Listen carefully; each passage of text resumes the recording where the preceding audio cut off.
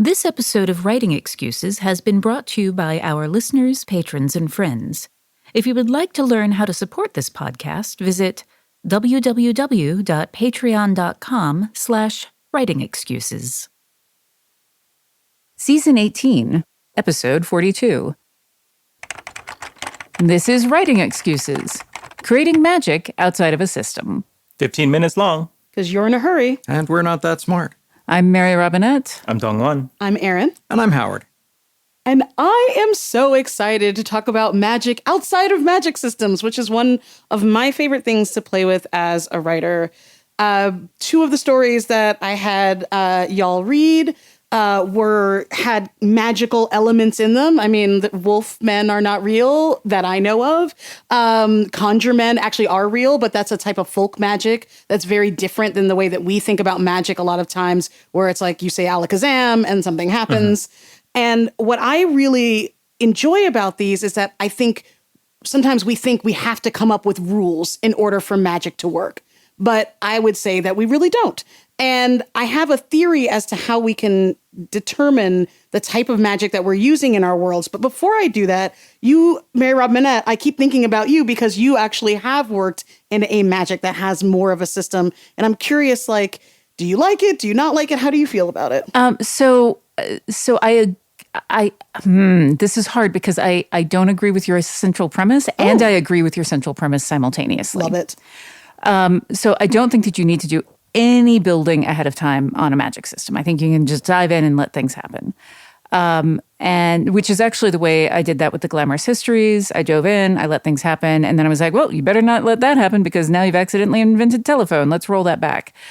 So I found the magic system as I went. But then I also made some very deliberate decisions about it. I've also written stories that are much more in the fairy tale mode of magic system, where it's just like magic things happen and there's not. But here's where I disagree with it.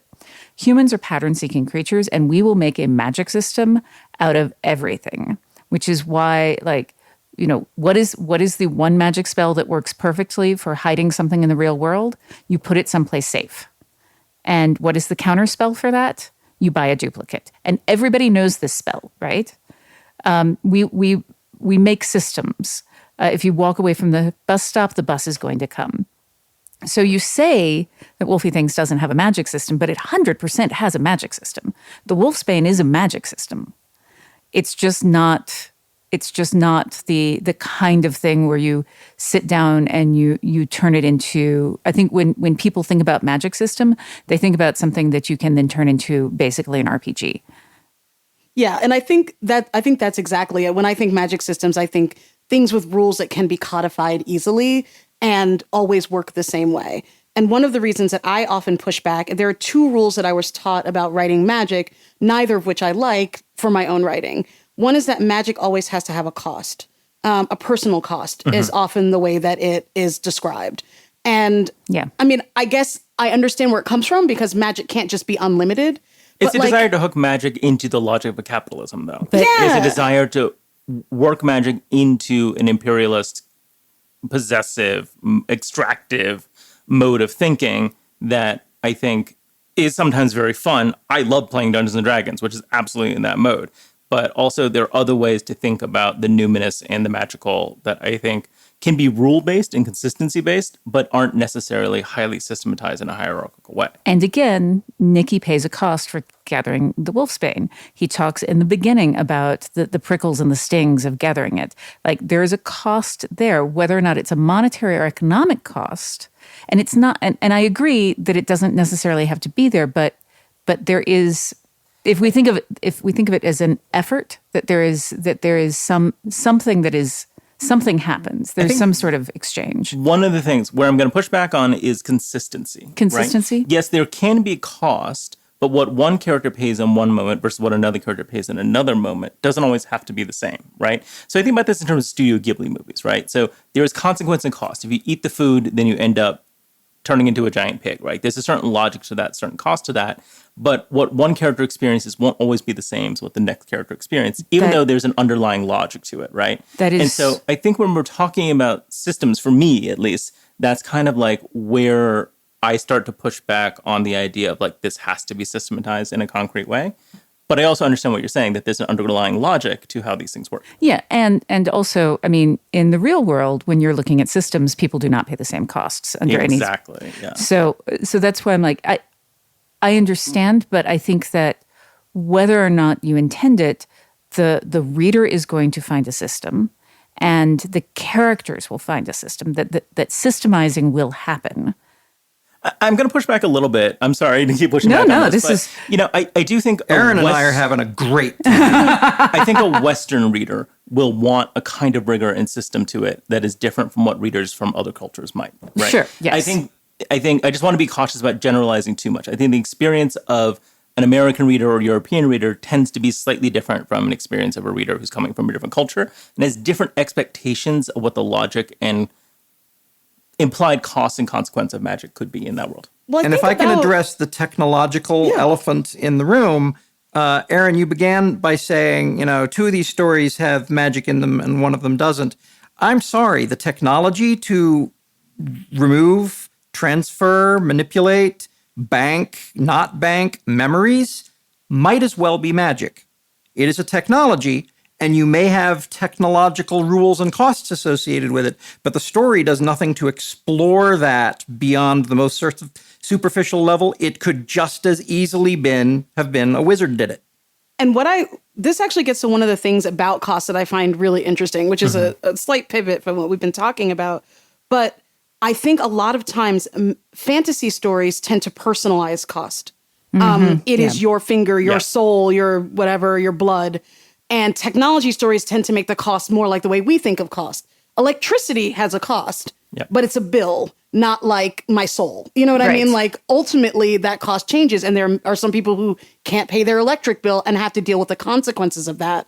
But I think some of the desire to make fantasy really individual, a lot of times bloodline oriented in a weird way, like inherited, makes the cost really like about the actual person wielding it and not the systemic cost. Because like there's something going on. The memory tech is very magical, but it is something that is run by a company outside of the individual people. And the choices they're making are how to use that system, not that they have to create it themselves or sacrifice part of themselves other than their morals in order to do something with it. Yeah, and I completely agree with all of that. And I think as we're talking, something that is clarifying in my mind is that part of the reason that we say magic, I suspect that part of the reason the magic must have a cost arose as a rule is because what we're really saying is that for your protagonist to succeed, they must exert effort. Yeah. And that frequently people were doing things where it was like, and now we do magic. And I think it's less about the magic having a cost and more about the character's choices having consequences. Yes. Right. And so when Nikki's picking the berries, he is facing a cost, but that cost is his choice to engage in this act of hunting, in this act of violence. And he is giving blood to do that. I think that's the part of it that is so interesting to me, more than necessarily like magic works in a certain way. Yeah. One of the things, going back to what your thing about electricity, is that I will often tell people, like, electricity is a spell that does one thing, and we figured out how to do a lot of really interesting things with this one spell. I love that. Yeah. I also think a lot about folk magic, and I thought a lot because I did a lot of research into folk magic in working on Snake Season, and like the Conjure Man has all these different potions and things, and do they work? Do they not work? I love the conjure bag. Yeah. It's not clear. And I think that's true of a lot of folk magic. I was talking to someone the other day who said, like, does it work to paint your house paint blue so that the spirits don't come in? And it's like, well, who's going to not pay their house that? Like, you don't want to be the one person that paints your house green and now a spirit's in you. Like, and so we believe, and sometimes the belief in something is its own magic. And it doesn't actually have to work. If you paint your house blue and a ghost gets in anyway, you just figure you did something wrong with that, but you don't have to codify it. It's not like, I didn't mix the paint correctly and do the right spell. It's more like, oh, well, I guess something happened and, oh, well, they got in another way. Like, I'll have to deal with those consequences. And I think that is where you see cultural differences. The idea that like ghosts are real, that there's just kind of magic around us that is beyond our understanding, beyond our control, is something that I find really interesting, because then it just becomes a force on the story as opposed to something that is being exerted by the protagonists within the story. Well, it lets you draw on a cultural component in a really interesting way, right? So the fact that everyone paints the roof of their porch a particular shade of blue is a regional cultural thing. It is also superstition. It is also part of maybe a magic system of sorts, but it's also it's a people saying this is who we are. We are people who paint our porches this color, right? And I think that is where folk magic intersects with narrative in ways that I find really rich and exciting and fun. Yeah. And we're going to take a break, and we come back. I have a daft theory to propose, and I want to see what you think of it. Hey, writers. I love to cook. It's one of my main ways of winding down from a hectic week, and it's the way I show care for my favorite people. But a busy fall schedule doesn't always leave you with a lot of time to spare. And with HelloFresh, I can actually get a wholesome meal together even when I haven't had time to run to the store or figure out a menu. With their quick and easy recipes and 15-minute meals, you can get a tasty dinner on the table in less time than it takes to get takeout or delivery. And HelloFresh is more than just dinners. You can also stock your fridge with easy breakfasts, quick lunches, and fresh snacks. Just shop HelloFresh Market and add any of these tasty, time-saving solutions to your weekly box. To start enjoying America's #1 meal kit, you can go to hellofresh.com/50WX and use code 50WX for 50% off plus 15% off for the next 2 months. I recently read a short story collection called The World Wasn't Ready for You by Justin C. Key, and I was blown away by this. It's his debut collection. It, like, from the very first page, I was like, oh, this guy knows how to tell a story. Each story feels different. And also, warning, they are hard. Like, this is heavy stuff. The way the publisher described it was Black Mirror meets Get Out. So you're dealing with science fiction and horror and fantasy to examine issues of race and class and prejudice. It's fantastic. I highly recommend this. The World Wasn't Ready for You by Justin C. Key. Okay, I promised a theory, and here it is. You promised a daft theory. A daft theory. I'm here for the daft. I was thinking about how do we think, like, if you're creating magic, if you want to make magic systemic or otherwise, how do you decide how magic works within your world? And I started thinking about the acronym SMART that people always tell you to use for goal setting, that your goal should be specific, measurable, attainable, realistic, and time-based. And I decided that each of those could be a scale to think about magic. Ooh. So is your magic specific, as in, like, it does one thing, or is it general, you know? Is it measurable, like you can actually, and sort of controllable in that way? Or is it more kind of broad? Is it attainable by certain people or by everyone, or can only certain people wield it?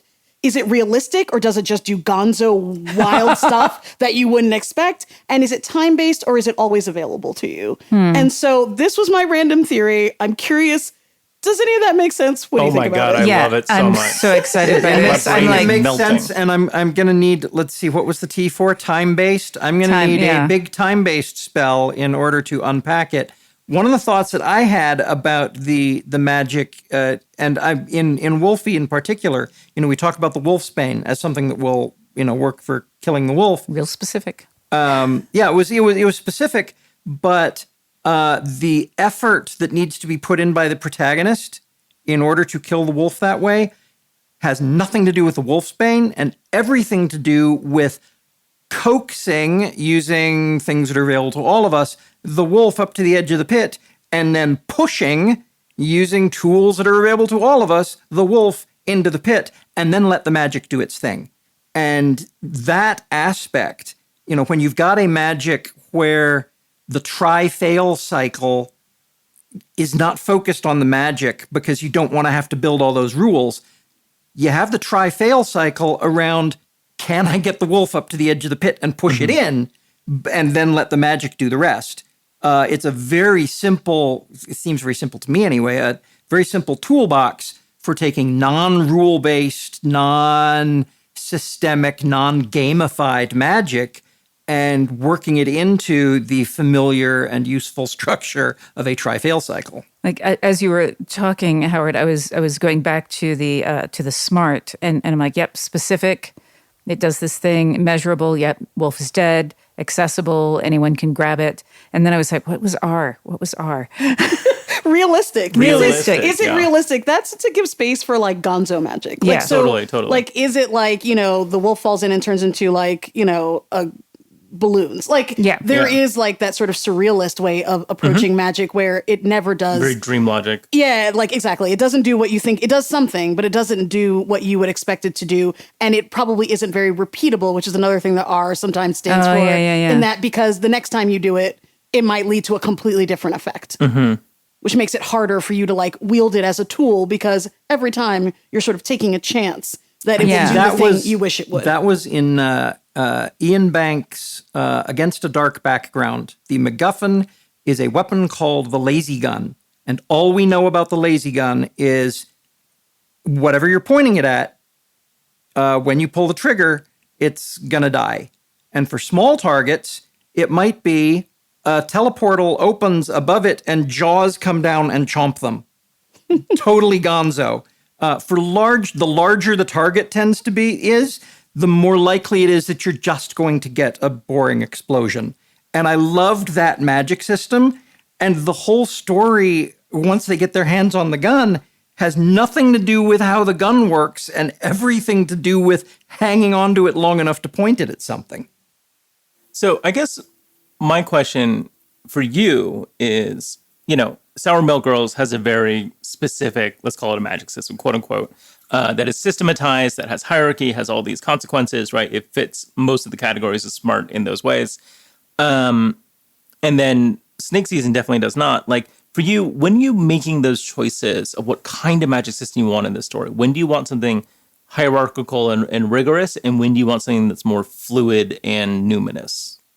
Oh, that's interesting. I think that the more it feels technological to me, the more I want to put rules on it, because that's just, I assume that technology has rules in a way that I'd never assume that magic does. And so the closer it comes to tech, the more I think about it that way. And I think it also comes down to like, what is the premise of the story? So in many ways, when I came up with Snake Season, the premise was, what if there's a woman living on the bayou whose kids are messed up? Like, you know what I mean? Which has nothing to do with magic. But then the bayou and that culture had so much magic infused into it that it like kind of leaked into the story. Like, even if I didn't mean for it to be there, it did.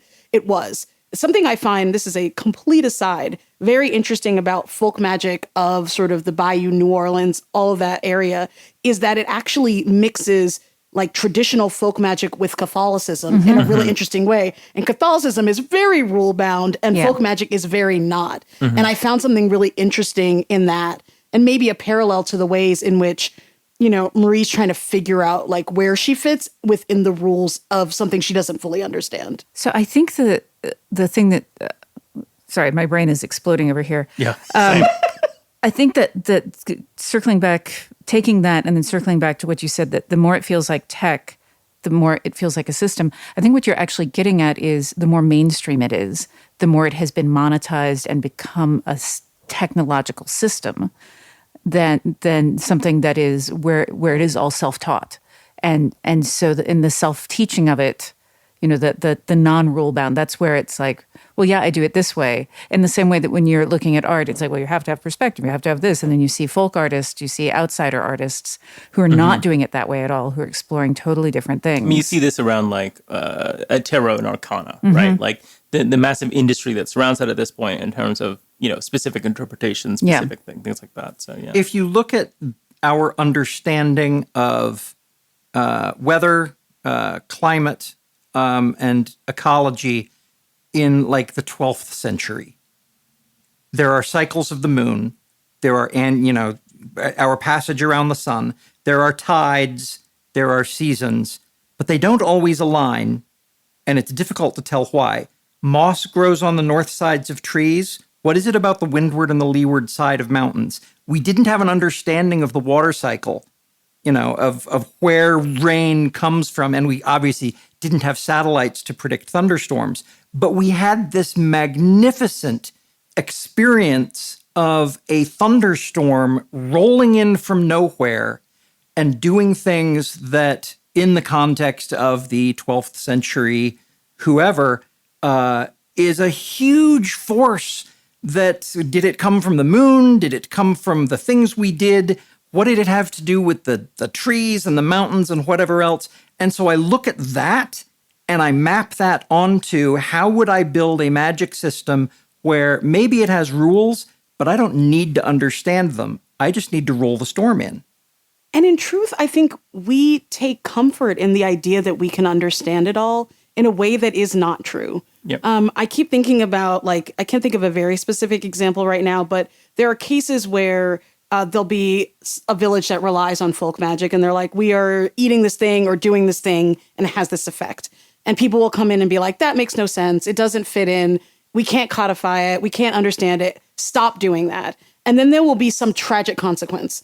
And then later they'll be like, oh, it turned out that actually you eating that mushroom did inoculate you against the thing we didn't realize was happening around you. Because there's this idea that we have to be able to put something in a box in order for it to make sense to us. And I think part of that is the pattern-seeking nature of humanity. But I think the fact that those patterns have to be kind of in written form or really measurable form in order for them to work for us is kind of the capitalism impulse. And it's why, for me, the more technological something is, the more systemic it feels like it needs to be, like the more systematized it feels like it needs to be, because I associate it with with capitalism. And I think capitalism abhors a vacuum and uncertainty, because you can't monetize uncertainty. I think this conversation has been so wonderful because it's unlocking a certain thing in my brain about how I think about this.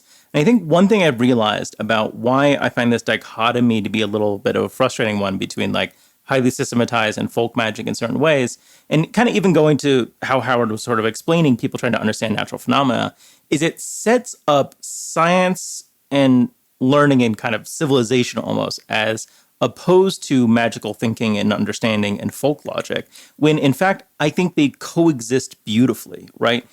I mean, also science is becoming more and more magical thing. You spend 30 seconds thinking about quantum mechanics and you were in magic land at that point, as far as I'm concerned. Yes. But I just need GPS. Exactly. Yeah. I mean, but I think folk or magical thinking, dream logic can exist in a way that doesn't negate that this is how the storm works. This is why the moss grows here. It can both be, there are magical reasons for that, there are spiritual reasons for that are important to us as a community, as a culture, and also water flows this way, storms work this way for reasons, right? And so I think when you have that in a story, and when you're making your magic highly rigorous and systematized in a very Dungeons and Dragons way, you're telling a story that is more science fictional, about systems, about extraction, about society in a certain perspective. And when it's more dream logic, folk magic, more numinous in that way, it is more about character growth and development and personal experience, right? And it's sort of the scale of the lens. Keep going. I'm making a very broad generalization here, for sure. Yeah. No, absolutely. I'm obviously I'm down for that. But I think there's a reason why I think we tend to see one magic system in one type of story, very broadly speaking, and a little bit more of a certain kind of logic and character growth in a different kind of story. So the reason I'm like, the glamorous histories are totally about exploitation. I mean, I'm like, I write glamorous histories are highly systematized, and you're telling me they're not about character? No, I'm not saying that. I'm not saying they're not about character. What I am saying is that the glamorous histories are also very concerned with societal questions of how society is structured and oriented in the way that Jane Austen's books are. Right, her books are as much a critique of money and power and social dynamics as they are personal character-driven romance stories. Fair. I'm not saying that these are mutually exclusive categories. I'm saying scale of lens kind of comes into play, and I do think the glamorous history books have a lot to say about the world in a very broad lens way. Well, one of the things that I actually do use the magic system, specifically use magic system for, is that in book 5 is that, Jane and Vincent have grown up with this very systematized, very European, and then they are encountering people who use glamour but have been trained, who've grown up Igbo, and come at it from a different way. And they've been told, no, that doesn't work that way. That's not how glamour works. They have been treated as if the way they use magic is folk is not real, even though they're using exactly the same tools. Yeah. But it's just the language that they use to talk about it has been poo-pooed. One thing I love about this conversation, and one thing that you can tell would keep wandering into like slightly prickly corners of this conversation, is because so many different valences have been attached to these terms, right? Yeah. So even me talking about it in a more systemized versus character-driven way sounded like I was making a value judgment between commercial and literary in some way or something along those lines. And I wasn't doing that, but it comes off that way. Yeah. You know what I mean? When we talk about like Western versus non-Western, like hierarchical versus like there's all these like cultural judgments that get caught up in this. And I think that is part of what makes this conversation so energetic and fascinating. And being live to those assumptions about what is better writing, what is better fiction, how should magic work? Should it be smart or not, right? Like, there's a valence in that too, right? And I don't know, I love it. This is a super fun conversation for me. And I actually, like, one of the reasons that I had fun with Smart, other than, this is what I do when I sit in my house, is that my cat's used to it, is that, like, is thinking about ways in which you can separate letters that seem like they would go well together. So specific and measurable feel like, okay, that's your systematized versus your sort of generalized, like, uncontrollable. Yeah. But what happens if you have something that's both specific but uncontrollable, or Yeah. highly measurable but very general? Like, what happens when we play with, get rid of the idea that we're actually talking about it either has to be X or Y, and figure out what's the Z that lives between and love has this. elements of both? Yeah. Yeah, I really love this. What a great system. Yeah, just thinking about that as a set of sliders that you can push back and forth. Oh, it's very yummy. It makes me want to like map every piece of fiction I love to that system Right? now. Yeah. The readerly can of worms here is when someone reads one of these, speculative fiction pieces, however the magic was, however the characters were, what is the piece that they come away from and tell you, oh, I have got to tell you about this book. It's so cool because the magic does, and then they tell you all about the magic, versus them saying, oh, I love this because these characters do. For me as a writer, whatever it is that gets me excited about it is that is the important piece. And I hope that's what the reader comes away with. But as often as not, I'm just wrong. Well, this has been such a fun conversation, but to think about Smart in a different way, now we have some homework for you. So your homework is to write a scene that brings an element of magic into a mundane place that you know well. The grocery store, the bank, etc. Try to make it impactful without explaining how it all works. This has been Writing Excuses. You're out of excuses. Now go write. Do you like stars? I do. Maybe you'd like to put up a constellation of stars by rating us on Apple Podcasts. Hello. Yes, we're talking about ratings, not astronomy. But a 5-star review can help us by creating a navigational beacon for new writers like you to find their way to Writing Excuses. So, rate us on Apple Podcasts or your podcast platform of choice. Writing Excuses has been brought to you by our listeners, patrons, and friends. For this episode, your hosts were Mary Robinette Kowal, DongWon Song, Erin Roberts, and Howard Tayler. This episode was engineered by Marshall Carr Jr., mastered by Alex Jackson, and produced by Emma Reynolds. For more information, visit writingexcuses.com.